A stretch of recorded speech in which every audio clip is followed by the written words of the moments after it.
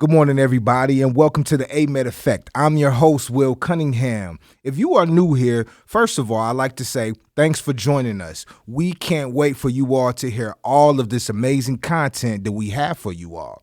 So make sure that you all do a few things for me. One, go like the podcast so you can stay up to date on all of the release dates. If you missed episode 3 with Chaplain Schultz, make sure you go back and you check that out.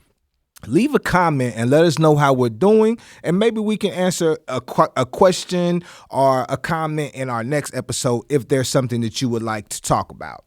And then last but not least, share the show with someone who you know or someone who may find the information within this podcast useful. Today on the AMED Effect podcast, we have Colonel LaToyna R. Walker, Deputy Commanding Officer and Chief Nurse at the Medical Recruiting Brigade at Fort Knox, Kentucky.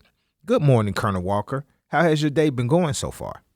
Good morning. The day has started out like any other day, interesting. But before we get started, I second welcome to the AMED Effect. Thank you. Go listen to the podcast with Chaplain Schultz. That is my chaplain. I wholeheartedly support chaplains because as the medical and recruiting chaplain brigade, not only do we save lives, but we save souls. So absolutely go listen to that podcast. I think Chaplain Schultz is amazing. But my day has started out like any other day. That's what we do. But I typically say that I woke up this morning, so anything that happens after that, it's just extra. Well, that's good. Good. Glad to have you here. And thank you for giving us the time to come on the show and talk about your career. So today we want to talk about your job as the deputy commander and also your extensive career in nursing. But before we get started into that, I was told that here at the brigade they call you Mama Walker. Can you give us the reason on why they call you Mama Walker? I can. So I will tell you that I know a lot of people would typically be offended at being called mama. I like to tell people I look like I'm 12 because in October of this year, I will have been in the military 40 years. Okay. So I was prior service, enlisted, reserve, enlisted active duty, and now an officer in the Army Nurse Corps, which I think is the best corps. So as you can tell, I wholeheartedly support the Army as a whole. I am second generation Army. Okay. My son was in the Army as well, so third generation. So I am all about being all that you can be. So, but I got here and they instantly started calling me Mama Walker. And this is not the first time I have been called Mama Walker. So historically at every assignment, I have either been called Mama or Auntie. And I guess it is my nature or the nurturing effect that I have. I have a lot of mentees that go beyond just the assignment. They tend to follow me. So that is why I often get that moniker. Mentoring is not just a temporary thing for me. My mentoring comes with, it's a lifestyle, it's a choice. I mentor with real life. I will woo-woo you, but I'm going to woo-woo you with some love. It may be tough love, but it's going to be cemented with the right way to grow you and groom you in the Army to hopefully help you be successful. Now let's go ahead and give Colonel Walker a round of applause for 40 years of service with the U.S. Army. Now, good to hear 40 years of service with the U.S. Army. That's great. Congratulations on all of the service and everything that you have done done for, the Army, civilians, the soldiers, so on and so forth. So I'd like to say congratulations on that. Could you give the listeners and viewers a brief description on your background, whether it was in enlisted, reserves, and in the role that you currently play today? So I started out enlisted reserve back in 1984. I joined the Army because my best friend in high school came and said she wanted to join the Army, and they had the thing called the Buddy Program. I remember that. And we went to see a recruiter. He gave us pizza, and back then I was a 75 Delta. They no longer have it. It was a records specialist. I believe they're 42 Alphas now. Uh-huh. Went to basic training, delayed entry program at Fort Jackson, South Carolina, Tank Hill, and did that for the summer. Came back, was in reserves for about a year and a half, and after going through basic training, came back in what was the best shape of my life, but felt like I wanted to do more. Went back to a recruiter and said I wanted to go on active duty and had a specific location that I wanted to go to. I wanted to go to Germany because my aunt at the time was stationed in Germany. And a month later, I was in Stuttgart, Germany, 198th PSB. Was in Germany for 2 years and then went to Fort Lee, Virginia, and was there for 2 years. My aunt unexpectedly passed away, and I decided that I wanted to come back home in 1990, and I was going to get out of the military. But my mother, in her infinite wisdom, advised me to stay in the reserves. And so that's what I did. I went back to my reserve unit. And so over the course of time being in my reserve unit, when I got out, I was a single parent, and I found myself pregnant again. And after I had my second son, I realized that there was something else that I needed to be doing. I, not wanting to offend anyone, but the best friend that got me into the Army also asked me to go to church with her. And I went to church, 3 different sermons, 3 different pastors said that I was making excuses. The last time the church was holding a college fair, and at the college fair, I ended up going to Spalding University. Okay. And I told the Lord when I was trying to decide between being a social worker and applying to the nursing program, whichever program I got into, that's what I was supposed to do. But I picked those 2 because I like people and I wanted to help people. And I got accepted into the nursing program. Now, mind you, I had been out of school for 10 years. So going back to school after being out for 10 years was like a shock to my system. And at the time, I was a corrections officer. Okay. And I will tell you that Spalding University, I knew it was the right place because I worked 40 hours over the course of 3 days while in the nursing program. But I graduated with my BSN after 4.5 years because nursing was actually the place that I was supposed to be.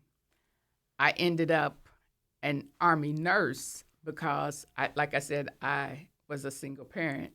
And being a single parent, needing to take care of my children, but also knowing that the Army was also a passion, I was led, initially I was told about ROTC, I called ROTC, and having been still in the reserves, I was E6, having gone to, for those, don't want to date myself, but I did PLDC. I had done BNOC, and I was on my way to the advanced schooling to get my E7. The guy said, we can't do anything for you at ROTC, and he told me to talk to an AMED recruiter. Okay. When I went to see the AMED recruiter, he helped me put my packet together and told me once I passed my boards, they would submit my packet. Passed my boards, and lo and behold, 2000 to 24, here I stand. working in the nursing field. Working in the nursing field. So that's a nice journey through your career, through being active, being in the reserves, or being enlisted, being in the reserves, up to everything that you do now. So as I was reading your bio, I did read that you went to Spalding University, which is in Louisville, Kentucky. It So is. are you originally from Louisville, Kentucky, or did your family come here for another for other reasons, whether that is working with UPS, UPS or any of the other, or Ford or any other companies in Louisville? So my maternal family is from Louisville, Kentucky. Okay. I was born in Germany because my father was in the military. So I was born in Germany. When my parents got divorced, me and my mom, moved to Cleveland, Ohio. Okay. My grandfather passed away, and my mother decided that she wanted to move back home. And so me and my mother and my brothers and sisters moved to Louisville. So I graduated high school in Louisville, Kentucky. So I consider it full circle, or as I said at my promotion ceremony, God gives you what you need, even though you didn't know you needed it. I started my career in Louisville as a private, and I'm ending my career at home in Louisville as a colonel. So I have come full circle. I am a 66 hotel med-surg nurse, but my specialty, I like to say, is oncology.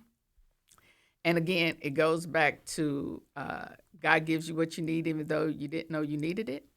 Because initially, when I thought I was going to stay in the reserves and stay a civilian nurse, I wanted to be an oncology or a hospice nurse. But every place that I applied to, they wouldn't hire me because they said I had no experience. And finally, I told one of them, well, if nobody hires me, how am I going to get experience? Good question. My first assignment in the Army was at the original Walter Reed, Washington, D.C., Georgia Avenue, the Legacy. And when I got there, they said, you're assigned to Ward 71, Hem-Onc. I said, well, what's a Hem-Onc? And they said, hematology, oncology. And the only thing I could say at the time was, okay, I get it, Lord. So if you remember, I said when I was putting in my applications to be a social worker and a nurse, I left it up to the Lord to decide which program I was going to get accepted to. I never heard back about my social work application. I did hear back about nursing school. I wanted to be an oncology nurse. My first assignment was on an oncology ward. Now, you went to Walter Reed, and this is one of your first assignments when you crossed over and became crossed over into AMED. Talk about how working there prepared you for your path and your career in nursing. So right now, the Army Nurse Corps, they do a fantastic job with preparing new novice nurses for the field, the world of nursing. We have this thing called CNTP, where they transition new nurses. They give them 12 weeks of experience. They let them rotate through different areas to help them prepare. Back then, we did what was preceptorship. It was 6 weeks. We're going to teach you how to be a nurse. You're going to get it. You're going to get on the floor. Let's go. My first preceptor, her name, she's still in, Colonel Tamika Bowser. She said on the first day, I am super nurse number 2. My preceptor was Lisa Mitchell. She's super nurse number 1. You will be super nurse number 3 when we're finished. I took it to heart. I am what I consider a soldier. That's what I tell people. I'm a soldier. If something happens, I'm a soldier. I get hurt, whatever, good or bad. I'm a soldier. That's how you get through difficult times. I'm a soldier. So when she told me that I was going to be super nurse number 3, roger that. And she told me that I would make a super nurse number 4, which I did. Okay. And so at the end of those 6 weeks, with her guidance and leadership. And I guess you would suffice it to say, I think based on what I would presume is my reputation in the Nurse Corps and the fact that at every assignment I've had since then, I've either become somebody's auntie or mama. Uh, I have lived up to what she instilled um, in me to be super nurse number 3. The Army on that first assignment taught me leadership, taught me the ability to think on my feet, make split second decisions, um, life or death decisions, because again, I was an oncology nurse and you hold life or death in your hands. We also had some outstanding civilian nurses that poured into me as well. Miss Abagaz, Opal Narain, we were a family on that award. That's what the Army is, the Army Nurse Corps. And if no one ever told you, at every event in the Army Nurse Corps, we do have cake. That is our moniker. Cake is a must. Cake and food. That is our legacy. And could you say Super Nurse number two's name one more time? It is Colonel Tamika Bowser. She is now the CNO at Darnell Army Medical Center, Fort Cavazos. She is still in. And when we see each other, everyone that knows me, that knows her, knows that she is SN number 2, and they know that I am SN number 3. Let's give a round of applause. A round of applause to Colonel Bowser, SN number 2, for everything that she did to teach Colonel Walker, SN number 3, everything that she knows about nursing.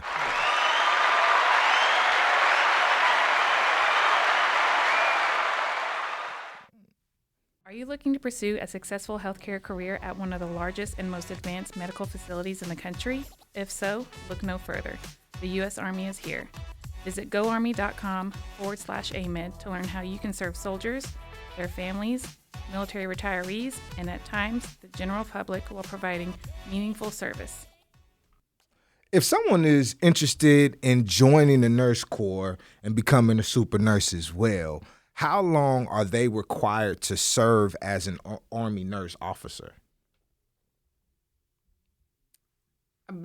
I believe the initial contract is it may be 8 years, but you do 4 years active duty, and then your next 4 years you can go in the reserves. But if they were to send me an email with their name, number, contact information of where they are, then what I personally do is I send an email to the battalion command group for whatever location they are in.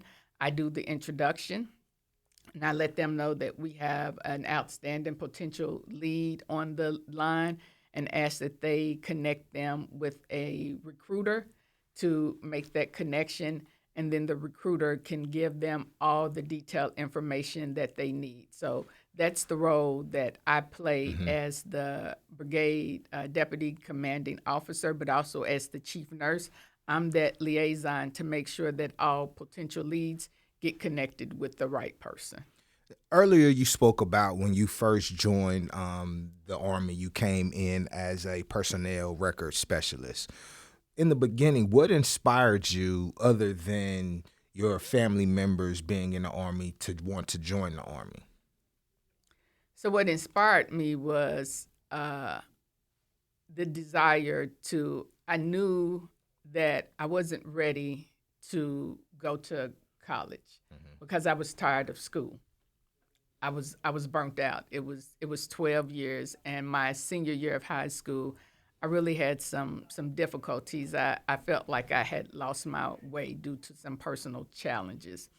And so when my best friend, retired Sergeant First Class LaToyna Davis, came and said she wanted to join the reserves and she felt like I needed to go with her, it was basically a answer to a prayer. And so I would advise anyone that if you are at a turning point or at a station in life where you're trying to figure out what to do, the Army is absolutely the right way to go. It can help you figure out what is the right way. It's like how sometimes people graduate and they take a gap year. The Army can be your gap year. Okay. It teaches you about yourself. It gives you leadership. It gives you discipline. It gives you clarity. It is actually the reason why my son joined. My son, when he graduated high school, he was a football player, and we were waiting for football scholarships to come in. I was stationed at what is Fort Liberty, but then Fort Bragg. Okay. And I came home one day, and he said he had went to see a recruiter. He said he was getting tired of waiting for the football scholarships to trickle in, and he was ready to get on with life. He went to see a recruiter, and I supported his decision, and the rest was history. He did 11 years, and now he has transitioned to the reserves and is starting on the second phase of life, which is fulfilling his lifelong dream of being a police officer. Okay, that sounds good. So he followed in your footsteps, and he's continued trucking along, doing the things that he needs to do out here in the community just to provide and just be a positive human being in society. Now, you joined the Army in the reserves, and you also were enlisted for a period of time before you ended up coming back, and you spoke about it earlier. You had been out of school for 10 years, and now you went back and you attended college. Everybody's experience with college and just education is different. How did you like college, and do you think how do you think it has changed since you have attended? So when I went to college, it was my experience was a little different because I was older than a lot of the people that I was in class with. I also had 2 children. Also was working full time. So working full time, going to school full time with 2 children, and having full time bills. When you have folks sitting in classes 18 or 19, and they mamas and daddies is paying for it. Class, and they want to party, and you trying to make a 4.0, because when I went to school, I said, I'm graduating with a 4.0. But again, that was the Army that had been instilled in me. I set a goal. The goal was in front of me. I'm going to get it. I'm a soldier. You're not going to tell me what I'm not going to do. As time went along, I kind of had to adjust my goal a little bit, because it's like, whoo, okay, I got these 2 full-time kids. I got these full-time bills. I got this full-time job because I was a corrections officer. Ooh, I'm taking this nursing program because, in case folks don't know, BSN is the hardest degree to get. I'm Army Nurse Corps nurse, which is the best corps, in case I didn't tell y'all that. But, their mindset and what they were going to school for, and my mindset and what I was going to school for, they weren't the same. But then I realized I was being judgmental, and I can't judge everybody's walk. I had to focus on my walk, and so I had to focus on my goal. But I also recognized that had I gone to school when I was 18 and 19, I would have been those same people. So for me, going to school later on in life was absolutely the best choice, because I knew had I gone to school when I was 18, which is what I told my father, who wanted me to go to college, I'm going to waste your money. I'm going to waste that government GI Bill or the good government money. I'm going to waste everybody's money if I go to school. And joining the reserves back then, I had the Montgomery GI Bill. So if you join the reserves, Army Reserves, AMED, you can get the GI Bill, but it would have been a waste of money. And fortunately for me, when I did go see the AMED recruiter, I was able to get the student loan repayment. Okay. And I told y'all I had those 2 full-time kids. And even though I had the GI Bill, I still had to take student loans. So when I came in, the student loan repayment, although it didn't pay off all the student loans, it paid off a nice portion of the student loans, which was a huge benefit for me. I like to tell people that I came in with single parent debt, single parent student loans, and so joining the nurse corps, coming back active duty, significantly changed my life and my children's life. So that is the other reason why I'm a huge advocate for people joining the Army. I will also tell you, before coming into recruiting, I have always been one of those people that say that when people graduate high school, I think it should just be automatic that people come in the military for at least 2 years, because I think it just gives clarity. The Army or the military in general, what it instills in you, there's nothing like it. You can't get it in a civilian job. And I worked the civilian sector before I came back on active duty because I was delayed entry. And interestingly enough, the jobs that I've had active duty as an Army nurse, I have far outpaced and am far more advanced than my civilian counterparts.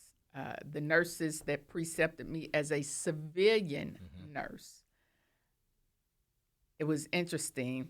I came home and my mother was in the hospital, and she just happened to be in the hospital on a ward that I worked on at U of L Hospital. I was there for 3 months. Okay. And when I came back, the same nurse that precepted me for like the 3 months that I was there, she was excited that, she was now charge nurse for 3 days a week, which is huge because you get paid extra for the 3 days a week. And by then, I had been a nurse for 4 years. And so she was like, "Oh, you look good. What are you?" I asked her how she was doing and what she's doing. She told me, "Oh, I'm charge nurse now 3 days a week," and was catching me up on everybody else. And so she said, "So what are you doing now?" And so I said, "Oh, well, I've deployed to Iraq and I'm back." And I said, "I'm now we call them CNOICs, but it's the officer in charge of a ambulatory care center." And she looked, and I was like, "It's the equivalent of a charge nurse." I said, "But I have 5 clinics under me. I have 80 staff members under me." So at the 4-year mark of being a nurse, I had 80 staff members under me that I was evaluating. I had 4 clinics under me. She had been a nurse for 13 years, and she was charge nursing 3 days a week. Oh, wow. The Army Nurse Corps. The Army Nurse Corps. Now, we're going to take a quick commercial break, and we're going to come back, and we're going to talk to Colonel Walker about the Army Nurse Corps, HPSP, and student loan repayment. So, you guys, make sure you continue to listen. We'll be right back.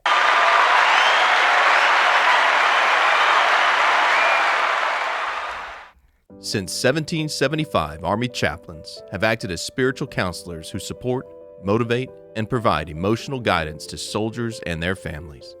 We are looking for chaplains to care for spiritual, moral, and emotional well-being of the Army. Follow your calling as an Army chaplain.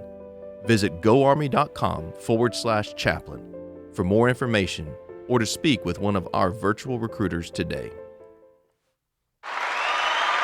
And you guys, welcome back to the A-Med Effect. Like I said, this is episode 4, and we're here with Colonel Walker, and we're talking about all sorts of things, getting to know about her history and career as an Army nurse and as the deputy commanding officer here at the Brigade in Fort Knox, Kentucky, for the Medical Recruiting Brigade.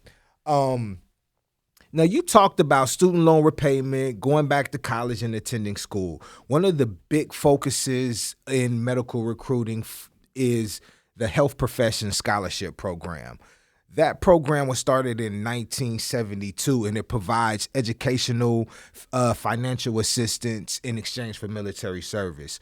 Was this something that you knew about when you were when you attended Sparta University, or were you not able to take advantage of that program? So when I went to school, I knew nothing about AMED. I was enlisted personnel, no medical background, no anything. And I found out about the AMED again because I was led to an ROTC guy. And the Okay. ROTC guy, when he found out that I was in nursing, he steered me to an AMED recruiter because he said, I can't do anything for you. Not sure if he couldn't, but I think it was the higher power leading me to my destiny. The AMED recruiter then put my packet together. So I am direct commission. Okay. No HP, SP, any of that. Had I known then, I never wanted to be a doctor, but now being in recruiting, I think the medical corps, HPSP, dental corps, HPSP, I think they are absolute wonderful programs. Every time I meet someone, I tell them, did you know we pay for medical school? Did you know we pay for dental school? So I think they're absolute wonderful programs. As far as the nursing part, the fact that we pay for people to go get their CRNAs. And when I was in nursing school, I did have classmates that wanted to be CRNAs, and knowing how much that cost, and I was like, that's not my ministry because that costs too much money. And again, I was a single parent, but knowing that that's something that we pay for, if that was something that I wanted to do, having that information would have been beneficial for me. And so, but I was direct commission. So I did student loans the entire time. But when I went to see the AMED recruiter, he told me about the student loan repayment, that was something I was eligible for, which was all the more incentive for me to say, sign me up. Sign me right on up. And for those who may not know, if you guys are interested or you want to find out more information about the Health Profession Scholarship Program, you can always visit goarmy.com/HPSP. You can find all the information there. Once you get on the website, you are also able to speak to a digital recruiter. So just fill out the information, fill out the digital contact card, and you can gain some more information about that as well. In June of 2000, you commissioned into the Army Nurse Corps. Yes. How did the day-to-day life differ from being in a reserve to coming in and being commissioning into the Nurse Corps?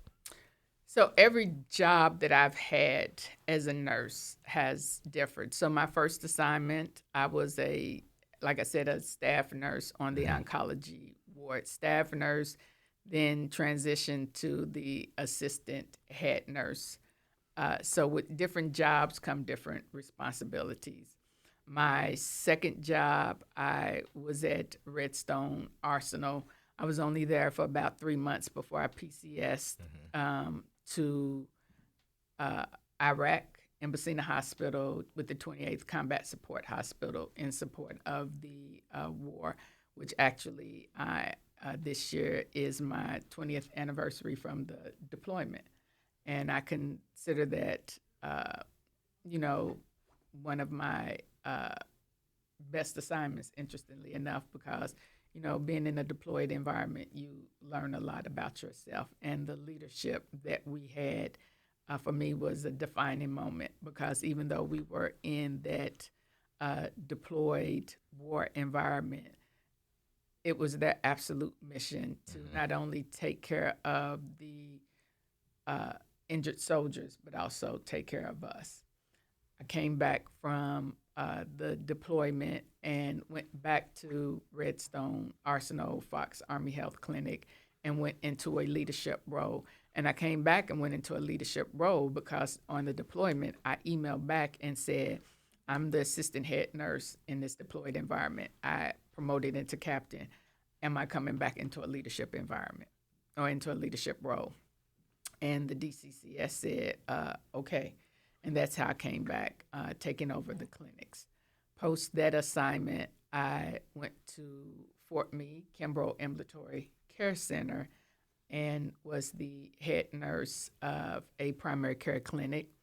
One of my best friends deployed during that assignment, so I ended up as the head nurse of 2 primary care clinics at the same time.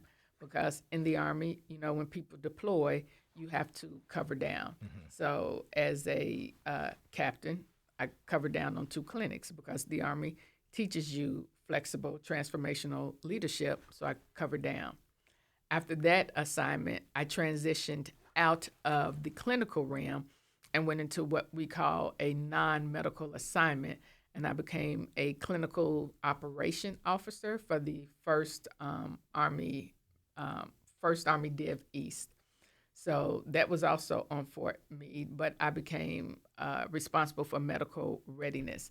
And I did that for 2 years, which gave me a more operational look at the Army and how we take care of our soldiers, get them ready for deployments, but also gave me a step away moment from the bedside or the clinical side, if you want to look at it that way. And that was probably like the first 10 years of my assignment, and had primarily been on the East Coast. After First Army Div East, I PCS to what they call the center of the universe, Fort Bragg, North Carolina. And went to the 28th Combat Support Hospital, but I also had assignment at Womack Army Health Center.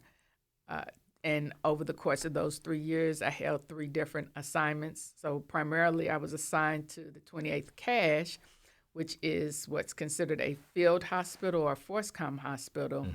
But my first year at Womack, I was in performance improvement, which gives you a operational look at the hospital. How can you improve processes? Okay. And then my second year, again, I was the CNOIC, clinical nurse officer in charge of an inpatient ward. So that was the first time I had been in that role because most of my officer in charge roles had been ambulatory care. Okay. So I'd had the outpatient experience, and then this was my opportunity to have a look at it from an inpatient side. But I also did that because I was preparing to deploy again. And so from that role, I deployed to Afghanistan. And when I went to Afghanistan, I had my first chief nurse role, and I deployed to FOB Salerno in Afghanistan. Okay. And then when I came back from there, I went back to Womack, and I was in infection control. So again, as a 66 hotel med-surg nurse, I've had a broad experience, touched a lot of avenues, and in the inpatient setting, I've been able to see a lot of different realms. Left the center of the universe and went to what is the new Walter Reed National Medical Center in D.C. And was able to venture into now hospital education, staff development. So I've seen ambulatory, I've seen inpatient, I've seen performance improvement, I've seen joint commission, and now I was going into staff development, hospital education. So a wide variety of experience in what I would say at that point was the first 15 years of my career up to that point. Put in a lot of work, did a lot of different things. Congratulations for all of the knowledge that you have and all of the knowledge that you're continue to spread out to the soldiers who are coming up the ranks as well. Just to throw in a tidbit of information, I was born, you spoke about all the different hospitals. I grew up a military brat, so I was actually born at Martin Army Hospital. Really? Down at Fort Benning, which is Fort Moore now. Yes. Yeah, so my parents they actually are back down there at Fort Moore. So just wanted to throw that in there. You spoke about all the different hospitals, and it reminded me of Martin Army Hospital. I thought you was gonna try to say you was born while I was doing one of them travels, trying to call me old or something. Oh no, no, never that. So the Army Nurse Corps was established by Congress in 1901. And when World War II started, 59,000 nurses served in the Army Nurse Corps. Now you spoke about your deployment and being deployed, and you went over to Iraq.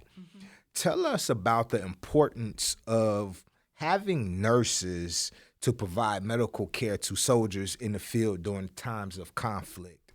And how has the Nurse Corps grown over the years? So nurses and doctors are a tag team. We absolutely need our doctors, but nurses fill the gap. Nurses sit at the bedside. Nurses are the ones that hold the patient's hands. Nurses are the ones that wipe the tears. Nurses are the ones that fill the role, male or female, as the mother. They can be the father when you're crying. That's the role that we feel. At 2:00 in the morning, it is the nurse that is there. At 2:00 in the afternoon, it is the nurse that is there. Oncology, ICU, med surge, pediatrics, whatever the specialty it is, 24 hours a day. Even if you want to say, because they say 24/7, but it's really 25/8. 25/8. 365 days a year. It is the Army nurse that is there. And again, we absolutely, hands down, need our doctors, but the doctor can do nothing without the nurse because of the role that we feel. When the blood pressure is one number off, we notice. When the patient, by a look on their face, we notice. If they move a certain way, we notice. By touching their hand, we notice. When we just look at them, or even up here at the brigade, if someone is doing something and I look at them, it's instinctively, it's a sense. We notice. Can put my forehand on their head. It is the nurse that notices that is something that's not right. We feel instinctively, internally, from a heart-to-heart perspective. Something's not right. I need to call the doctor. It is the 10 millimeters that's off in the output. That's not right. They normally eat all of their Jell-O, and he didn't eat his Jell-O. He normally eats all of his eggs, and he didn't eat his eggs. He talks to his wife every day, or she calls her husband every day. Something's not right. They laugh at this joke. When you've been with a patient for 2 days or 3 days, you pick up their habits, you pick up their emotions, you pick up everything. You get to know your patient's habits, their movements. You become one with your patient as a nurse, because nursing is a calling. No one becomes a nurse by circumstance, because remember, at the beginning, I told you, I asked God, am I supposed to be a social worker? Am I supposed to be a nurse? Because becoming a nurse is a calling. Nobody becomes a nurse for the money, because they don't pay us enough. It's like being a teacher. Right. They don't pay our teachers enough, but they also don't pay our nurses enough, because it is a calling. And again, we need our doctors, but nursing is 25/8, 365. And the least little thing that's off, the nurses know, and we call the doctor and we tell them, something's not right with Miss Sally, something's not right with Mr. John. Trust me, it is a nurse that absolutely changes the world. While we're talking about the Army Nurse Corps, on February 5th, the U.S. Army celebrated the 123rd birthday of We the look Army good Nurse too, Corps. don't we? Yes, yes, yes. Give a round of applause for that to all of the nurses and everything that they do.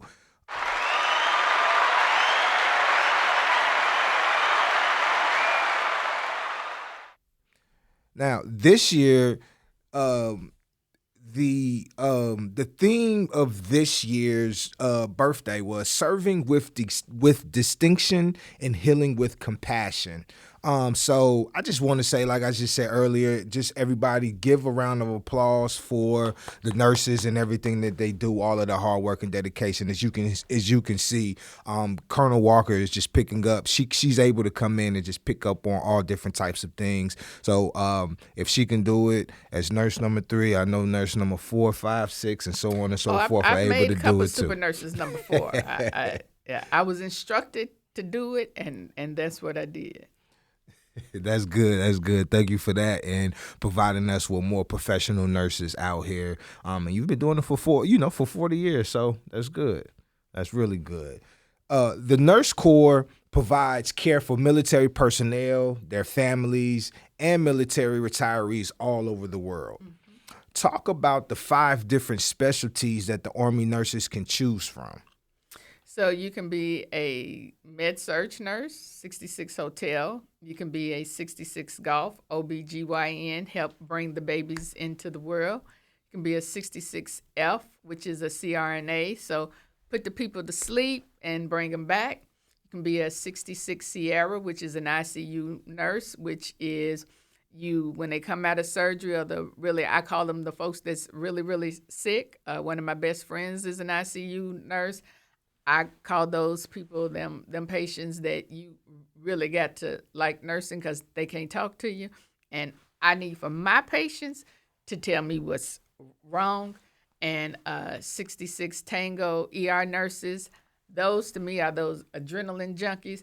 You come in, let's get it. Ooh, they hurt. Let me figure out what's wrong and let's send them on their way. So yes, I think I covered them all. Oh. And then it's the 66 Echoes, those OR nurses. You absolutely got to like the sight of blood. If you can't tell, I don't like the sight of blood either. Yeah. I ask myself every day, how did you get to be a nurse if you don't like the sight of blood? I don't know, but hey, we got room for everybody. We also do take care of in our hospitals. We do have pediatric floors, so we don't have the specialty. But if you like babies, we're going to help you take care of babies too. So whatever it is that you want to do in nursing, trust me, the Army Nurse Corps is going to help you fulfill whatever it is your heart's desire. You see, I started looking at the camera when I was talking to you because we absolutely got a place for you in the Army Nurse Corps. 25, 8, 365 days of the year.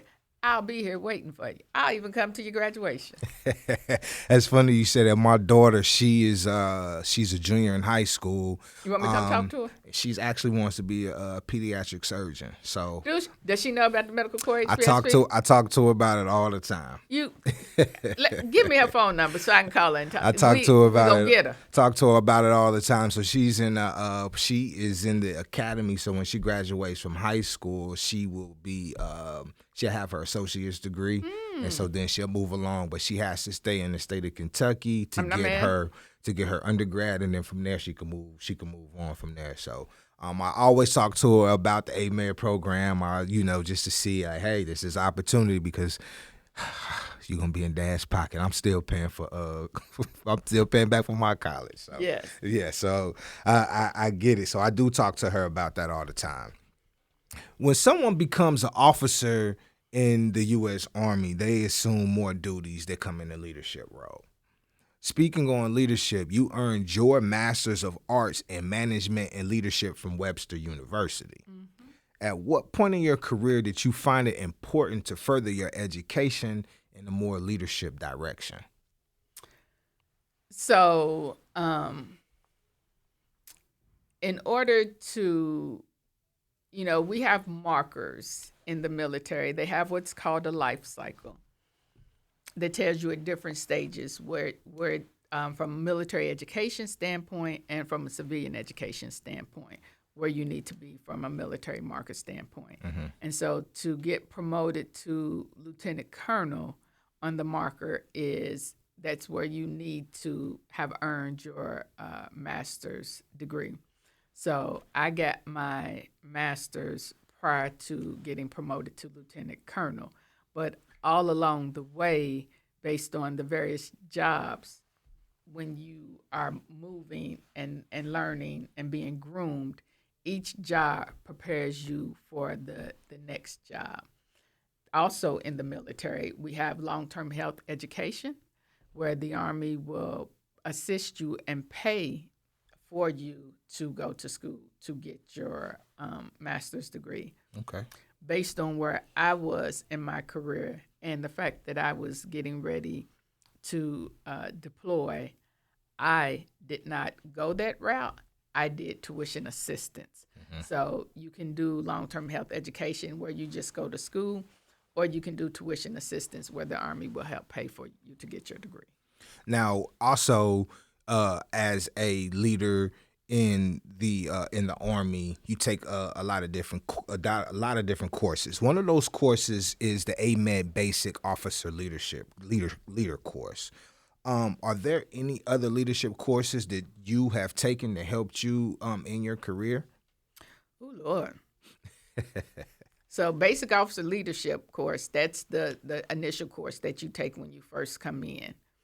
And then at the next phase, according to the life cycle, there's the advanced leadership course. So life cycle, when you get around captain, as a Army nurse, we had the head nurse course. We have the charge nurse course. We have the nurse preceptor course. As you advance, depending on your jobs, when you hit the strategic realm, I've also had the opportunity to attend the AMED Executive Skills course because I've served in the Deputy Commander of Nursing role. Okay. I've also attended the Joint Executive Skills course because I've served in a joint environment as well. I've attended some other courses based on the different positions I've held. I'm also a certified sexual assault and prevention coordinator or response person. So I've attended those courses as well. Okay. So being in the military, whatever avenue of training that you want, the Army has all of those resources for you to learn from if that's what you want. Would you say that one of those courses were more beneficial, or would you put them all on the same playing field as being able to teach you something that you can provide later on? At every stage of growth, every stage is beneficial. So coming in, BOLIC, Basic Officer Leadership course, is absolutely the first stage. As you grow, then each course that you go to, it's like building a house. BOLIC is your foundation. And then each course you go to after that, it becomes your walls of your house, and then, your doors, and then your roof. And then by the time you get to the point that I am, which is a colonel, hopefully your house is put together. Now, any other roles or any other things that you have done in leadership that you may not have had the opportunity to do if you were in a civilian field? I think being in so I've explained to you that on the civilian side, having gone back and re-encountered my preceptors on the civilian side, from what I gather, from what I've seen, witnessed, and talked to folks on the civilian side of the house, being in nursing, when you get in those positions, you're kind of stagnant. You stay stuck. You go to work every day, and we absolutely need our civilian nurses on the outside. And you kind of wait for those people that you work with to transition out. And it's funny because the supervisor over the ward that I work for, when I told her that I was leaving to come on active duty, she mentioned that when she was slightly younger, she had the opportunity to come into the military, and her brother, I guess, had been in, and she regrets not coming in the military. She wishes she would have done it. She was the supervisor. The two people that were charge nurses, they were waiting for her to retire so they could get her position. Right. So they were charge nurses, but she was what would be considered the officer in charge. Uh-huh. I've already been the officer in charge of an ambulatory care center 3 times. I've already been the officer in charge of an inpatient setting once. So Colonel Walters is the brigade commander, which I guess you could attribute it or compare it to like a CEO, and I'm her second in command. So we are the civilian equivalent almost of like a hospital. So the stuff that they are doing on the civilian sector, if you're a civilian nurse in the Army, you will have done that 3, 4, 5, 6, 7 times compared to being a civilian nurse. And we need them, but they go to their civilian positions, and that's where they stay the duration. One of the civilian nurses that I worked with, she had been in that position as a civilian nurse for 50 years, working as a nurse. And she wasn't even a charge nurse, 50 years. I've been a nurse since 2001. And the positions that I've had far exceed that, because every 3 years, I PCS into a higher position. My leadership opportunities, they advance on the next one, because each evaluation I get says more challenging positions. They stay in those same positions until that person transitions out. But that person isn't going to transition out until they retire. When we retire at the end of our career at 30 years. And they retire at the end of their careers. But by the time we retire, our resume, it can't be touched.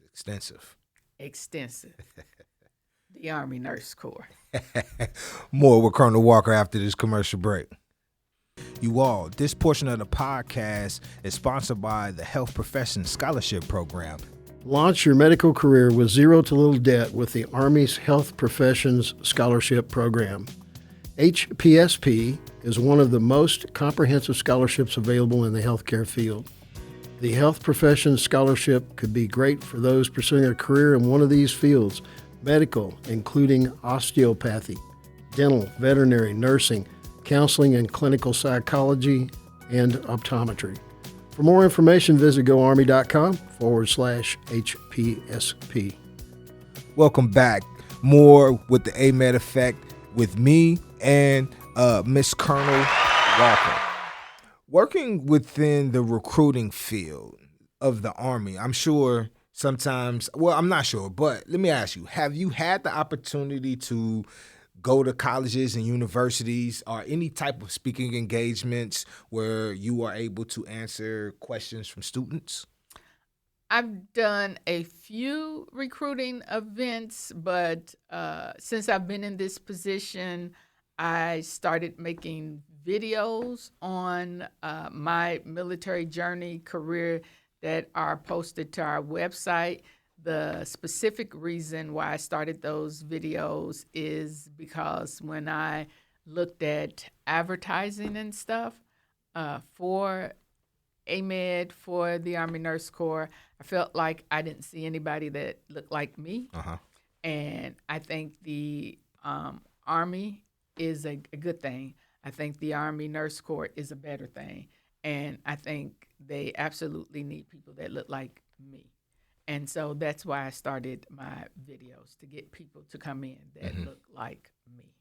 Now, I'm sure you've probably been asked this question, and if you haven't been asked this question, let me ask you first.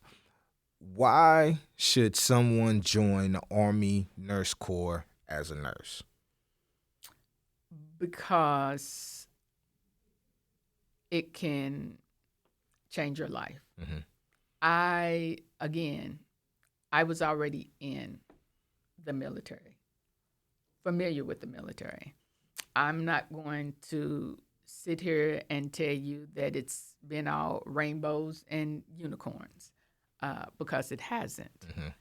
I have had the opportunity to get out, but I haven't, because being in the military has absolutely changed my life, but not only changed my life, but changed the life of my children. And again, you remember I also explained that the things that it taught me about myself. And so if you are at a crossroad, be it 18, 22, or even 30, because when I went to school, back to school, I was in my 30s, a single parent, knowing that I needed to do something different for the life that I wanted to live. It was a lifeline. And so that's why I think someone should join. Recently, the media has been reporting that the United States is struggling with meeting recruiting missions. What would be one thing that you would share with someone contemplating joining the Army as a healthcare professional? The opportunities that you're going to get in the Army for advancement, growth, experience in the Army, AMED, be it as a doctor or specifically an Army nurse, the civilian side of it, they're not going to be able to match. I just explained, I've been in leadership in an ambulatory care setting within 4 years. I've been in leadership in an inpatient setting. I understand the nuances of Joint Commission, performance improvement, hospital education and training, staff development, force comm. Now I'm in recruiting. If for those that don't understand the Army side of the house, there's like a bunch of different patches, but I've been MedCom, which is the medical department. I've been TRADOC, which is the training department. I've been ForceCom, which is the Army. I've been recruiting. So that's 4 or 5 aspects of the Army as a whole. And so all of that in one big family. Whereas on the civilian side, you get a job, and that's just your job. In the Army, you get a job, but it's an experience.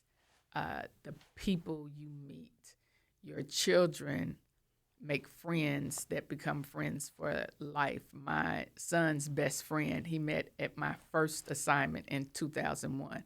And when he met, I call him John John. They were in elementary school. John is now my godson. He already had him, but so we're talking 20-year friendships. My 2 friends that I met at my first assignment pretty much were at every promotion that I've had from, I came in as, when I got commissioned, a second lieutenant. That, again, there's nothing wrong with being a civilian, but if we are a nation, ultimately we are the 1%. And in the Army Medical Department, then we are the 1% that takes care of the 99%. There's something to be said about being part of a special select group of people, the set-asides. You have to ask yourself, do you want to be ordinary? And there's nothing wrong with being ordinary. Or do you want to be special do you want to be set aside? Want to be set aside. I want to be Extraordinary. set aside. Extraordinary. Now, earlier you spoke about you started doing different videos, and the reason being is that you wanted to show you wanted to showcase people who look like you. Yes. Now, it's February, and every year during the month of February, we recognize the contributions that Black Americans have made to the U.S. Army, medicine, and ministry. Trailblazers such as Dr. Charles R. Drew and Dr. Vivian Thomas have done amazing things within healthcare. Are there any other medical professionals, maybe not who has done something as extensive as those individuals that I have just mentioned, but other individuals who you may know who have done some things that you would like to recognize?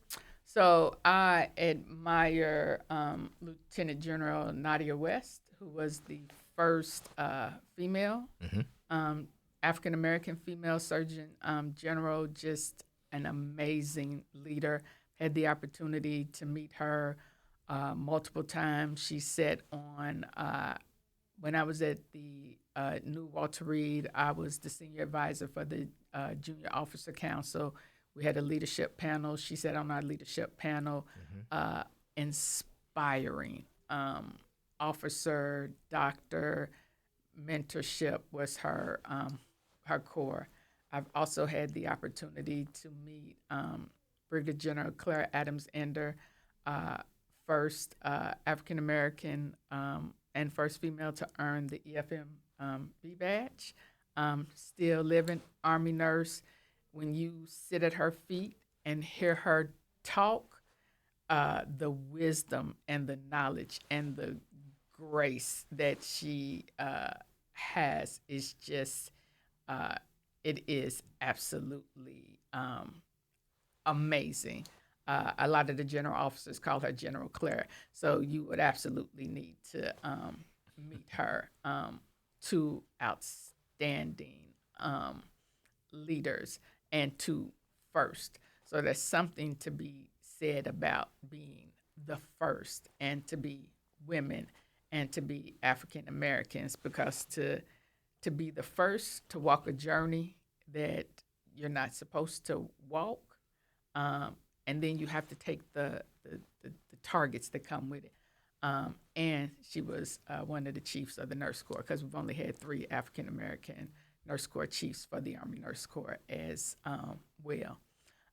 Someone else that I look up to and consider a mentor, and he just retired, Lieutenant General R. Scott Dingle. He was the second commander for MRB, was the first 70 hotel to be Surgeon General. Man of God as well, all inspiring. So those are the people that are known that I look up to, but then someone that, I look up to that is not known. I've had 3 Army mothers in my career, because if you're going to succeed in the Army, you've got to have mentors yourself. So I know people call me a mentor, but in order to be a mentor, you've got to have mentors. Mm-hmm. You've got to have people that feed into you in order for you to feed into people. And so one of my first mentors was Lieutenant Colonel Janice Carver. When I was at the original Walter Reed, she saw me, I guess, before I was really able to see myself. Uh-huh. And when they started OERs, I was a second lieutenant, and I was starting to learn about OERs, and I was worried about who my senior rater was going to be. Was working night shift because I was instructed to go work night shift to learn my craft. Mm-hmm. And she would check on me, feed into me, and she told me I would be all right. And until this day, me and Colonel Carver, who, again, I met in 2001, still stay in contact. My first Army mama. And she has really continued to pour into me, even with the recent passing of my mother. My second Army mother was Lieutenant Colonel Edith Brown. Mm-hmm. at Kimbrough, I met her. And when she wasn't going to be there, and she was the department chief, and I would want to back brief her, she's like, "Oh, you got it. I'm a captain." She's a lieutenant colonel. "I'm not worried about it. You've got it." And then my Third Army mother, Colonel Angela Simmons, had heard about her before I worked for her. And she came into my life at a time when I needed professional restoration. That's personal restoration, but then there's professional restoration. And she completed the restoration, and to this day. And she, and I said, a nurse, we instinctively know when something's off. And even though we are not in the same building together, she instinctively, that nurse motherism, that mentorship, and there's something special about mentorship, because you are a mentor when the mentorship transforms into familyship. She instinctively knows if something's off, because I will get a text message. And some of my mentees, like, I can call them, and I have one, she will say, "Ma'am, I knew." She was like, "God knew I needed you." She's like, "'Cause you just know when to call." And that's what Colonel Simmons does. So in order to be an effective mentor, which is what people say I am, you have to have effective mentorship. You have to have people feeding into you in order for you to feed into people. That's the Army Nurse Corps. Okay, understanding, definitely understanding, and I know you're thankful for all of your mentors, and Absolutely. I'm pretty sure all your mentees are thankful for having you as well. So Depends on what we mentoring about. now, just a couple more questions before we get out of here. Military soldiers and their families are stationed at various bases throughout the United States and overseas. Out of all of the bases and places that you have been stationed, which would you say you have liked the most?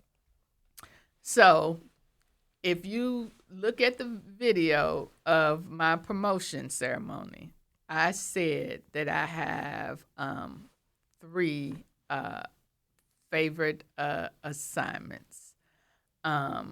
So I likened it to building a house. So I can't give a favorite, but what I will say is, coming into this assignment, from the time I did the interview for this job, and now in the way the Army works, you have to do interviews for the job. This was the only interview that I did, because, again, Higher Universe, when they did the interview, they asked me, and I said this was the only job that, when my friends and family asked me out of all the jobs, what job did I want, I told them to pray for this job. So coming into this job, I knew it was something about this job. And at my promotion ceremony, I said that I knew that this was going to be in the top 3 of my favorite assignments. And I'm going into my 2nd year, and it remains in the top 3 of my favorite assignments. And so even though we are having our recruiting challenges, it still remains in the top 3 of my favorite assignments.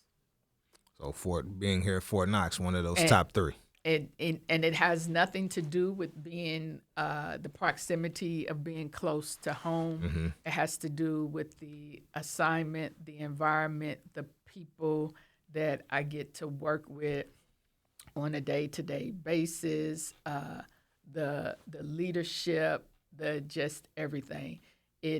I could not, and I'm retiring out of this job, I could not have asked for a better last assignment.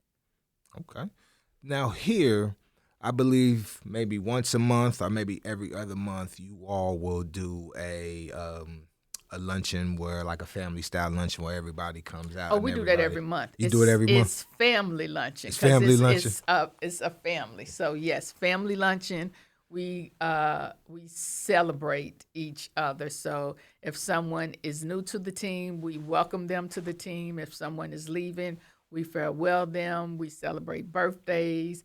We recognize years of service.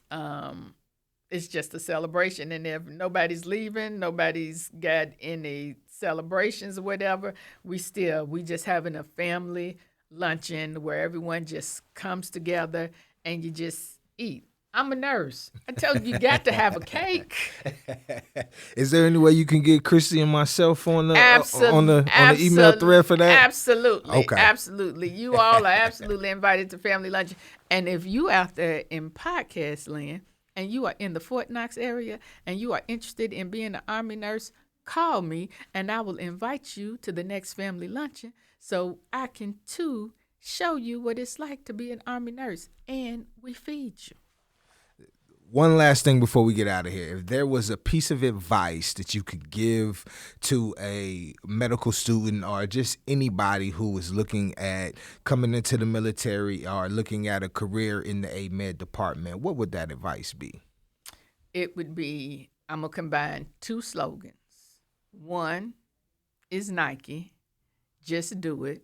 And the other one is the greatest slogan ever created, be all that you can be. And there we have it.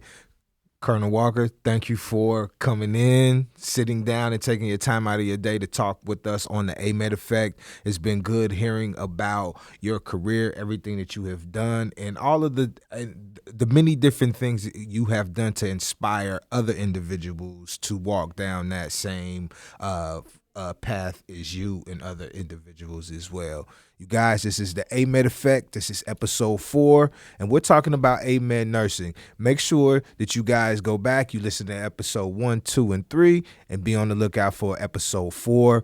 We'll be providing you all with some more content, some more guests. So make sure you guys just stay tuned in to everything that we have going on. Thank you. This is Will, and this is the AMED Effect. Bye.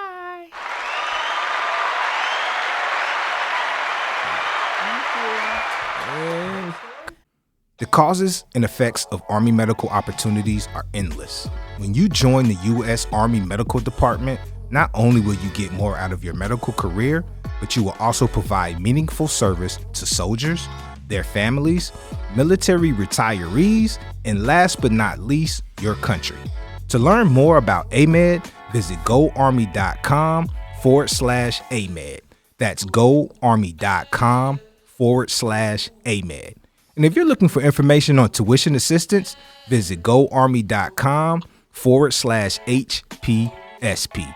That's goarmy.com/HPSP.